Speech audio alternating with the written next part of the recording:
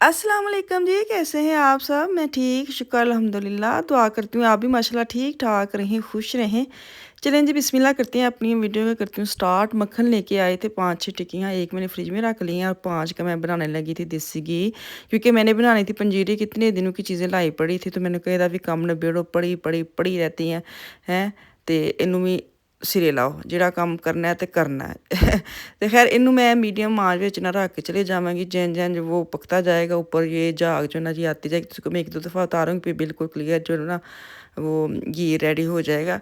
तो उसके बाद मैं बाकी काम करती हूँ। अच्छा जी, शाम का टाइम हुआ चाहता है, थोड़ी-सी ग्रोसरी लेके आए हैं, आटा बिल्कुल ख़त्म था, पत्ती भी बस 2-4 दफ़ा यूज़ होने के लिए पड़ी थी, तो मैंने कहा चलो। और गोश्त भी लास्ट वीक लेके आए थे, तो वो भी ख़त्म था, एक ही पैकेट था। तो कल लीडर का लेके आए थे परसों, तो मैंने को लगदे हत्थ है भी कम मुक जावे, क्योंकि लाजमी गल है जो एक बारी इकट्ठा सारा समान आ जाए ना, तो बड़ी बरकत आती, काफ़ी दिन लग जाते हैं। अगर तुम लीडर का लेंदे फिर लीडर का खत्म हो जाता, तो असं दूसरी पासे जाने, तो लीडर का खत्म हो जाता। मतलब जो ये वाली ना डेली रूटीन वाली हमारी जो ग्रोसरी होती है, तो ये होता है इकट्ठा अगर आ जाए ना, यकीन करी बड़ी बरकत होती है। तो खैर मैं तो गई नहीं, इनसे मंगवाया, जो जो चीज़ें मुझे याद आई वो मैं इनको कहती गई हूँ। तो पति ये हम यूज़ करते हैं टपाल दानेदार आटा, मैं यूज़ करती हूँ एलिफेंट वाइट वाला, और साथ में लेके आई हूँ ये मिक्स वाला, और मूली लेके आए तुर्की शॉप से ना। सही है, क्योंकि आज सर्दियाँ ना, सर्दियों में आपको पता है मूली वाले पराठे, आलू वाले पराठे बहुत चलते हैं। तो एक मूली है वो लेके आया है, और साथ ये जो वाटिका का हीना है ना, ये मेहंदी है, ये बहुत अच्छे बालों को लगती है। अगर आपके मर्द हज़रात लगाते हैं, जैसे मेरे मियाँ के वाइट बाल है वो लगाते हैं, तो ये बहुत देर पर रहता है और बहुत अच्छा कलर है। इसमें 5 से 6 पैकेट होते हैं और 6-7 यूरो का आता है। ये बहुत अच्छा है जेंट्स के लिए। मैंने लगाया था, पर मुझे तो ना ये क्योंकि 1 घंटा रखना पड़ता है, तो मेहंदी की तरह होता है, जैसे मेहंदी होती है वैसे। तो मुझे ना थोड़ा सा, क्योंकि छोटे बालों के लिए ठीक है, बड़ों के लिए नहीं ठीक है। तो अभी मैं देख रही थी सब्जियां ना, मैं मुझे इतनी मज़ा आया सब्जियां देख के ना, क्योंकि यहाँ के आपको पता है लास्ट में मैं लीडर से भी मटर लेके आई थी, तो बहुत मीठे बनते हैं। मेरा दिल करा था मैं आलू वाले और मटर वाले ना ढेर सारे डाल के चावल बनाऊं अपने लिए, क्योंकि आलू और मटर वाले चावल आफिया कोई नहीं खाती, तो मैं अपने लिए बनाऊंगी। तो ये देखिए जी, पाकिस्तानी दुकान से मटर लेके आए हैं, तो मैंने कहा चलो जी। अच्छा ना, वैसे तो वैसे भी अगर अब मिल जाए ना मिले, जब मिल जाते ना, फिर सबसे मज़ा पता क्या आता है, इनको निकालना है, टोकरी लेनी है, एक छोटा सा वो डब्बा लेना है, फिर आराम से तली के जब मटर निकालते हैं, वैसे मैंने निकालने, तो मुझे सोच सोच के मज़ा आ रहा है। साथ कद्दू 3-4 लेके आए हैं, भिंडी लेके आए हैं, करेले लेके आए हैं। तो गर्मी वाली सारी सब्जियां उठा के लेके आए, क्योंकि गर्मियाँ सर्दियाँ ये 24 महीने नहीं, 12 महीने गर्मियाँ, 12 महीने च हाँ सब्जियां रहिंदियां ने। ते अजकल जेह्ड़ी सर्दियां वाली सब्जी वो यही हुंदा है, मटर, गाजर, मिक्स सब्ज़ी, और क्या होता है और आलू गोभी। हाँ, जो चीज़ें खाने का मज़ा आता है। तो चलें जी, पंजीरी की टाइम हुआ जाता है। जो मेरे पास थे नट्स, सबको मैंने ना एक ट्रे में डाल के उनकी लाइन लगा दी है। आज इस दफ़ा मैं बनाऊँगी सूजी के साथ, और साथ इस फर्स्ट टाइम मैं ये डाल रही हूँ फूल मखाने, मैंने कभी नहीं ये ऐड किए। तो इस दफ़ा देखो मैं बनाने लगी हूँ, क्या बनता है। बिस्मिल्लाह पढ़ के देसी घी जो ना वो रात का बन गया था, तो मैंने इसको नितार के ना वो डाल दिया उसके क्या कहते हैं जार में, और मैं दिखाने भूल गई थी। तो अब थोड़ा-थोड़ा मैं देसी घी डालती जाऊँगी, क्योंकि अभी मैं नट्स जो है ना वो हल्के-फुल्के फ्राई करने हैं। सिंपल है, 1 घंटे में बन गई थी।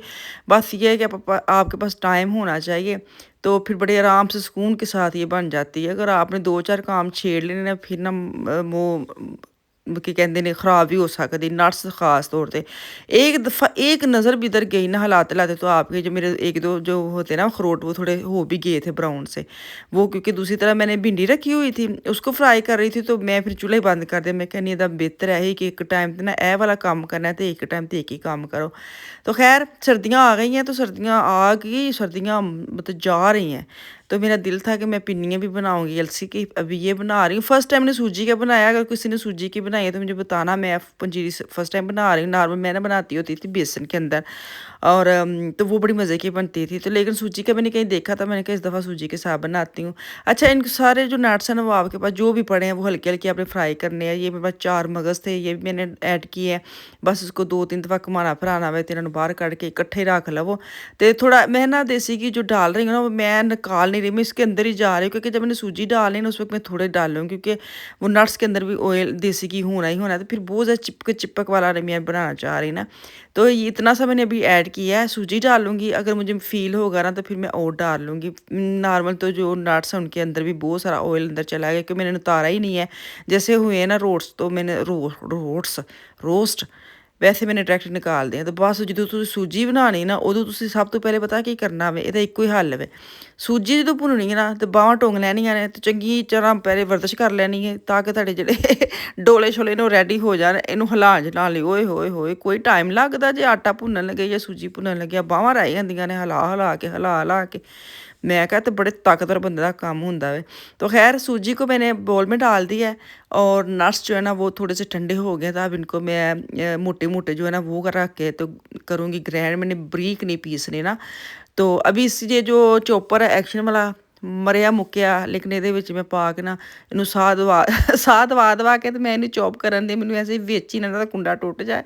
बस लेना है। पिछले दिनों में मुझे किसी बहन ने लिखा भी था कि आल्टी में आए हुए हैं, बस जाते जाते ना, गाड़ी नहीं होती मेरे पास, गाड़ी हो तो मैं ले भी आती, बेटा भी गाड़ी लेके चले जाता है, ये भी लेके जाते हैं, तो मेरे पास गाड़ी का ना तो इस तरह की चीज़ें मैं पा के ले आऊँ, लेकिन वो आपको पता है वीकली होती है, ख़त्म हो जाती हैं। तो नट्स जो है ना वो तो कर लिए मैंने, अब जी इनकी बारी है फूल मखाने की है। मैनू तो फुल्ले नहीं होंगे विकन आते सन हैं, वो वाले फुल्ले लगे। मैं ना आधे डाले, आधे मैं क्या वैसे ही खाऊंगी। तो इस दफ़ा ना मैं अलग ही बना रही, मैंने गुड़ डाला है, मैंने चीनी भी नहीं डाली ना, मैंने ब्राउन शुगर लिया है, मैंने गुड़ लिया है 4 से 5 उसकी पेसियां के थोड़ा जा पानी पावांगी, ये मैल्ट करांगी चंगी तरह। तो मैं कहा चलो ਅਸੀਂ ਅੱਜ ਨਾ ਜ਼ਰਾ ਦੇਸੀ ਵਾਲੇ ਜਿਹੜੀ ਪੰਜੀਰੀ ਨੂੰ ਰੈਡੀ ਕਰਨੇ ਆ। ਵੇਖਣੇ ਤਜਰਬਾ ਸਾਰੇ ਕਰਨੇ ਚਾਹੀਦੇ ਨੇ ਕਿਹੋ ਜਿਹੀ ਬਣਦੀ ਹੈ, ਲੇਕਿਨ ਜਦੋਂ ਮੈਂ ਖਾਧੀ ਨਾ ਤੇ ਬਹੁਤ ਹੀ ਟੇਸਟੀ, ਬਹੁਤ ਮਜ਼ੇ ਕੀ। ਅੱਛਾ ਇਹਨੂੰ ਤੁਸੀਂ ਪਿਘਲਾ ਕੇ ਨਾ ਬਸ ਹਿਲਾਉਂਦੇ ਜਾਣਾ, ਥੱਲੇ ਨਾ ਲੱਗ ਜਾਵੇ, ਪਾਣੀ ਜ਼ਿਆਦਾ ਪਾ ਕੇ ना इधर हिलाते रहना वे, नहीं तो ये ना उसकी स्मेल ख़त्म वो छूटने लग जाए सड़ी सड़ी। तो अभी इसके अंदर ही मैंने थोड़ी सी ना इलायची का पाउडर ऐड करूँगी, मैंने किसके अंदर ऐड कर देती हूँ, फिर जब ये डालूंगी ना तो वो मिक्सर जो बनाया उसके अंदर भी साथ ही वो चला जाएगा। बस हिलाना जलाना तो बन गया।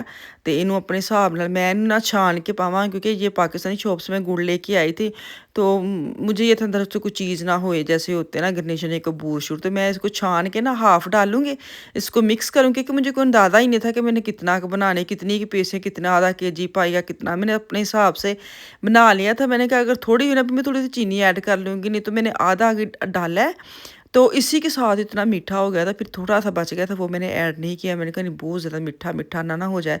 तभी दोनों ये चिट्टे चिट्टे जो नज़र आ रहे हैं ना आपको, ये फूल मखाने हैं। तो लेकिन ठीक थे, मुझे था दांतों के साथ करच ना हो ना, तो लेकिन ठीक रहे, अच्छा बन गया, मज़ा आया। चाय के साथ भी मैंने खाए हैं और अपने मियाँ को दिए हैं। मैंने कहा चलो सुबह उठ के चाय के साथ ना बंदा नाश्ते में खा लेता है, 1 चम्मच 2 चम्मच, ज़्यादा नहीं हम खाते, हम 1-2 चम्मच ही खा सकते, ज़्यादा नहीं खा सकते। बस ये तसल्ली होंगी कि सारे बनाते हैं, हाय हाय अस पिछे रह गए, उन्होंने तसल्ली देने लिए बना लेते हैं। तो शाम के टाइम था, तो ये आफिया बना के लेके आई ये फ़िश, और ये जो चिकन है ना ये मेरे मियाँ ने बना के लेके आए। और ये प्याज पता नहीं की पाया कि नहीं, ना खट्टा, जो दुनिया के मसाले पे होंगे सारा कुछ पा के अपने ऐसे कारनामे विखाते हैं, मज़ा बड़ा आता। लेकिन ओवर जेडे हो जाते हैं ना मसाले वो वाले ने।